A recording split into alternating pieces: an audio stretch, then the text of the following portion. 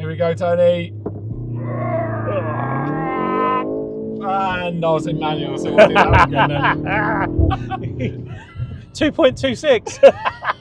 Hey guys, welcome to my first drive video on BMW's brand new M135. Remember, there is no I in this latest F70 generation. I want to say a massive shout out and thanks to my good friends at Berry BMW in Croydon, Mr. Tony Lewis, who is just out of shot and will be joining us a bit later in the car. This is one of their demonstrators, and it's actually the first time I'm going to get to drive the new 1 Series. My 1 Series journey actually started way back in 2006 with the original E87. I had a 130i and absolutely loved it. And that car to this day was kind of ahead of its time and plagued with the first generation run flat tyres. Fast forward to the F20 generation, cars like the iconic and original M135i with the 6-cylinder in it. That car and model is going to go down in history as one of BMW's greatest projects, in my opinion. They then improved that by chucking the B58 in it and calling it the M140i, car that is very close to my heart still to this day, and a model that I know Tony sold an awful lot of. Then the F40, the car that preceded this, came out, which was the first one with the 4-cylinder and the X-Drive here in the UK. A far more practical package, and obviously a lot of people didn't fall in love with that model because it had a 4-cylinder in it, but BMW had to change and adapt to today's climate and the world that we live in by downsizing from a 6-cylinder to a 4-cylinder. They improved that car, and I remember going out to Germany to drive the updated F40 M135i, and then that brings us forward to today and the F70 M135. In terms of styling, like so many modern BMW designs, I must admit, I wasn't blown away by it when I first saw it, but the more I've seen on the road, the more I'm growing to like it. And actually, I think it's a lot cleaner than the model that it replaces. These start at £43,000 on the road, except this demonstrator from Berry BMW has a few added options, and we'll go through those once we jump inside with Tony Lewis. In line with other modern M-like cars from BMW, like their recently launched X1 M35i, yes, they have left the I on the X1, but they've taken it away on the 1 Series, don't ask. This shares many styling cues. So we have the M-style door mirrors, we have the quad exhaust pipes, and obviously, naturally, a lot of M badges around the car. But this particular one in black sapphire with the optional 19-inch wheels and red interior. Obviously it's got red interior because I'm sure Mr. Tony Lewis would expect it. Well, I think it looks really good. I would personally probably never have a black car because I'm pretty lame at keeping my cars clean and detailing them. But if you are good at keeping your cars clean, then, well, it does suit the new 1 Series. Under this relatively short bonnet, we have the familiar B48, which is a 2-litre 4-cylinder turbocharged engine. It has been slightly detuned in this, in line with that X1 that we just talked about.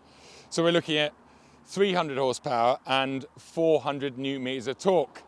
But they have improved the gearbox, apparently, by fitting a 7-speed dual clutch gearbox, replacing the old 8-speed Ison box, which was okay. It did a good enough job, but it did have its issues along the way. So I'm hoping that the 7-speed DCT is going to be better in this new generation. This car has BMW's X-Drive system, meaning all that power and torque is fed to the ground via all 4 wheels. They claim it will do the 0 to 62 sprint in just 4.9 seconds. It weighs 1,625 kilos. Let's jump inside and get it out on the road. The new M135, hey? Nice place to sit. It is very, very comfortable seats. Good seats, yeah. Driving position, good. I'm nice and low. This has got the roof. We'll talk about the packs once we start rolling because Tony knows all about that. This is not a stock car, as I talked about on the outside. This is a nice one. The shortcut button there. Okay. Brings up all your driver assistance stuff. So you can go 1. Speed limit warning off. Yeah. And lane departure warning off. 2. Done. Excellent. All of these safety nannies, it's not BMW, it's not Audi, it's not Porsche. It's they're basically being forced into fitting them to the cars. It's EU law, right? Yeah. Thankfully now in these latest generation cars, there are easier ways of shutting them off and making the car safer, in my opinion. Anyway, right, let's wait for a gap in the traffic, and I'll put it into sports automatic. Let's start off in normal. Right then, Tony, so tell us about this car, what packs it has on it, etc. Oh yeah, it's got some. It's got some. Yeah, it has got some. Great. It has got some options. Okay.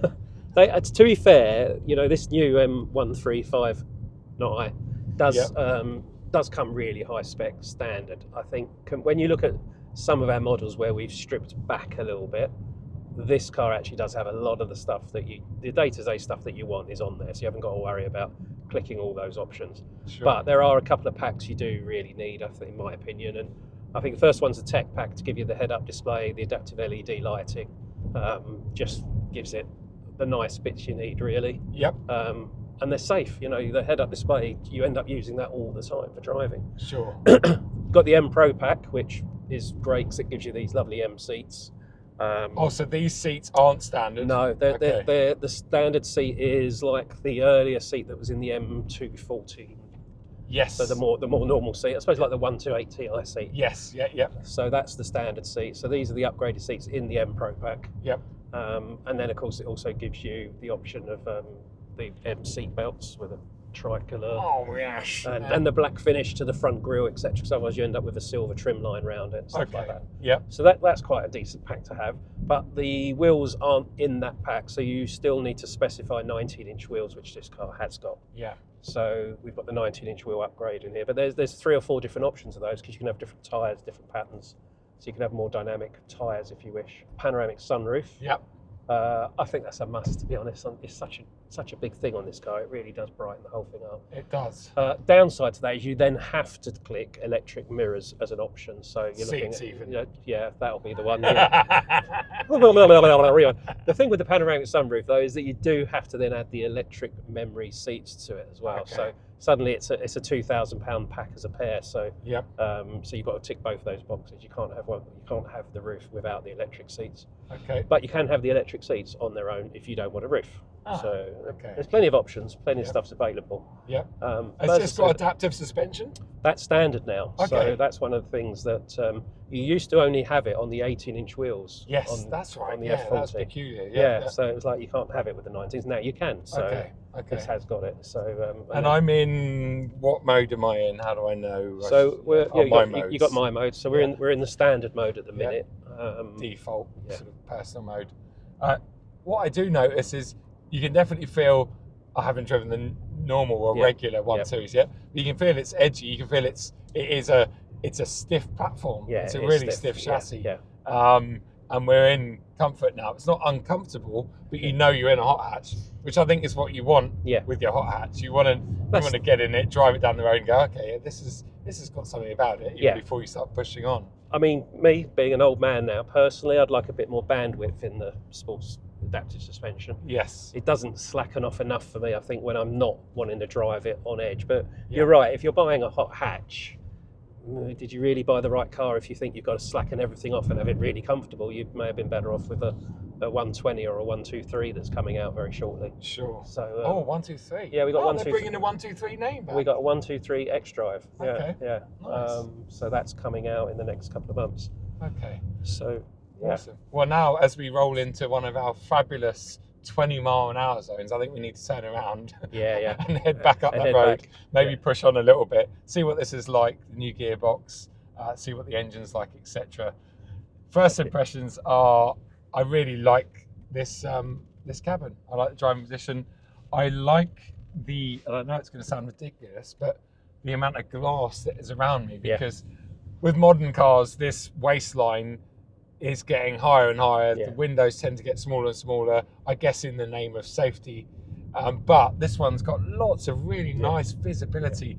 The A-pillars aren't too big. That's what I'm finding in a lot of sports cars these days, especially. These A-pillars are getting so big and they really do restrict your vision. But this has got lovely view and visibility, which I'm sure is going to be helpful if you're using it as a daily. Right, let's put it into a bit more of a punchy mode, into sport. How do we get rid of traction control and stuff? Sport. Ah, there we go. DSC off. Off, because it's an X-Drive. I just want to see what it's like. Right, let's now push on a little bit. Well, those gear shifts on the way up are really quick. That's about the speed limit now, so I'm going to keep it there.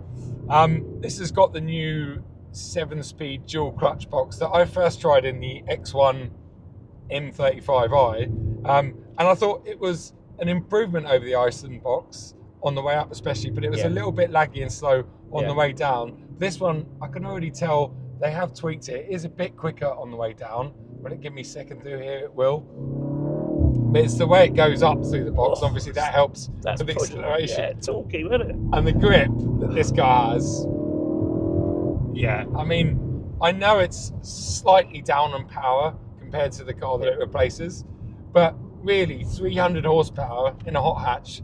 I mean, back in the day, hot hatches, you were lucky if you got 200 horsepower. Yeah, absolutely. And I'm not defending the fact that they've removed power and torque from this car, but as a fun road car in a relatively small shell, do you need more than 300 horsepower? No. And if you do, then go and look at an M2 or something like that.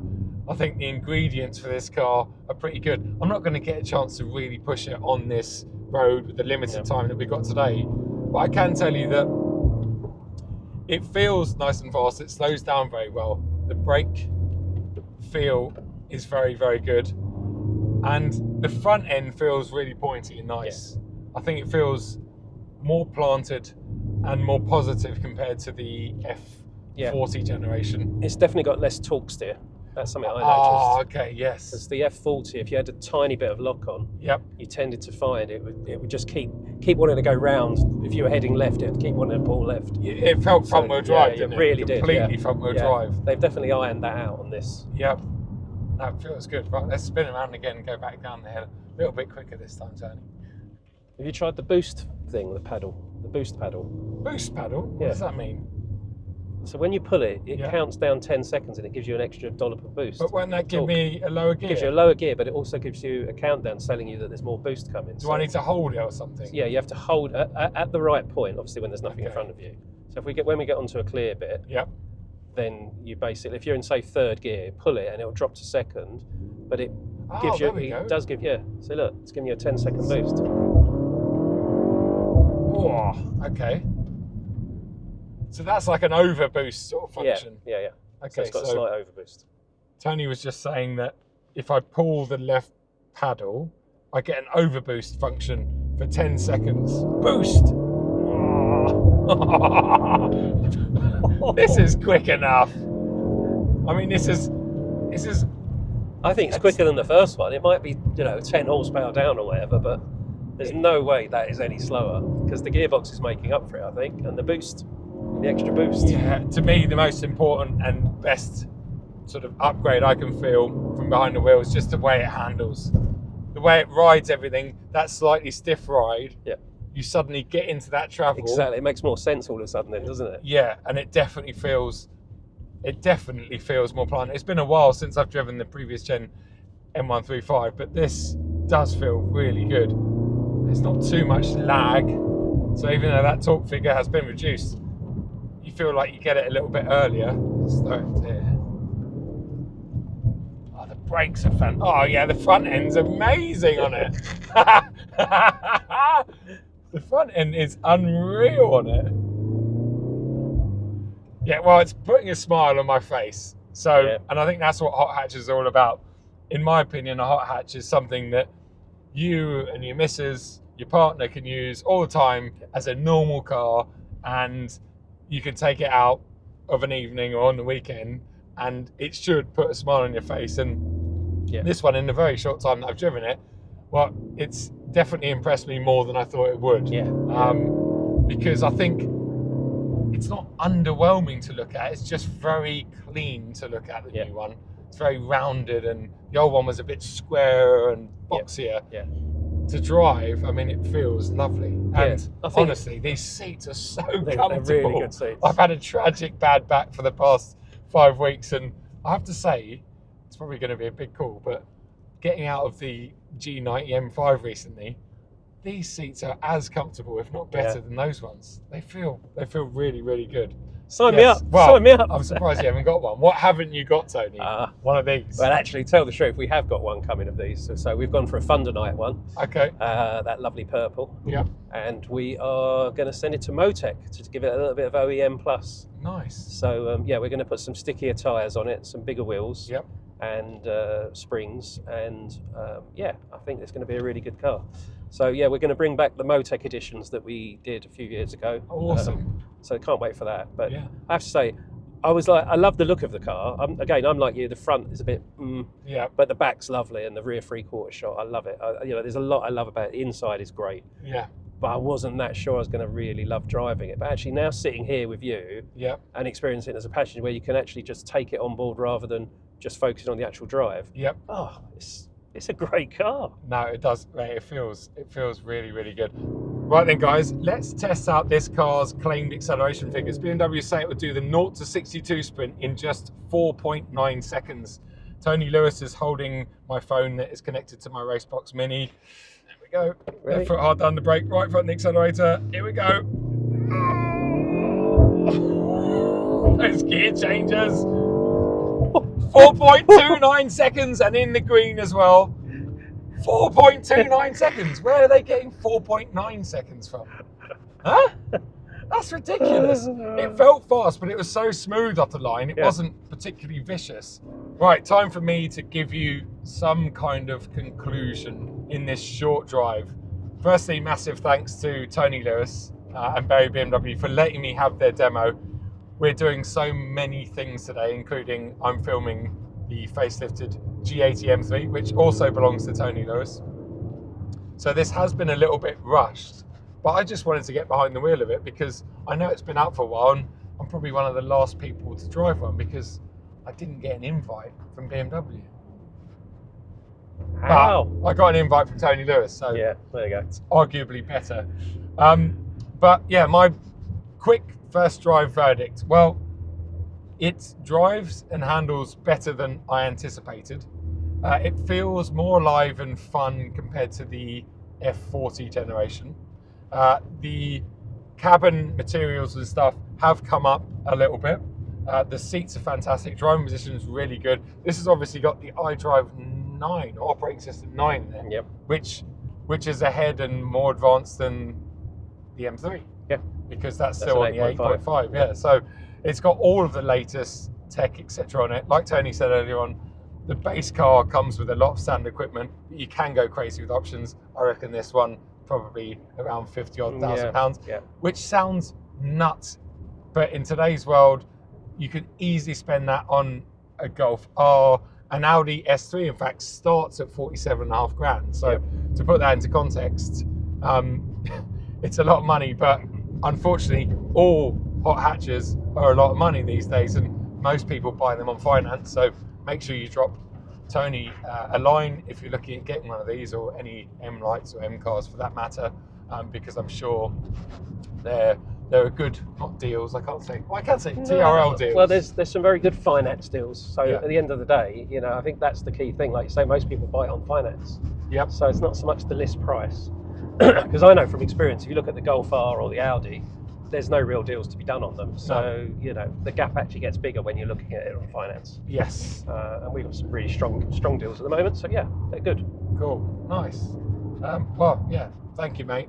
I've really enjoyed this car. I want to get my hands on one for a longer term, and I will speak to BMW UK, live with it for a couple of weeks, and actually take it to a proper road, maybe go out to Wales or somewhere where you can really push it and enjoy it. Because just from those tiny little teasers, it just feels great. The front end especially is really good, and as Tony said, that torque steer seems to have disappeared, which was annoying. Oh, wow. If I'd come around the corner there at 60 miles an hour, which is what this road, that would have been, we would have really tested the brakes in this car. Guys, I hope you enjoyed this quick drive, first drive video. Please let me know in the comments below if you did, and let me know in the comments below what you want me to talk about when I do get my hands on a press car in the not too distant future. Make sure you give Tony Lewis a follow on Instagram. I'm going to get in the M3 that's just parked over there. You do that. I'm going to go back and sell some cars. Yes, yeah, you need to do that. I've had him out of the office all day, and it's 2 p.m. So really appreciate his time as always. I'll see you at another video very, very soon. Cheers. Sync lap M135 with Tony Lewis.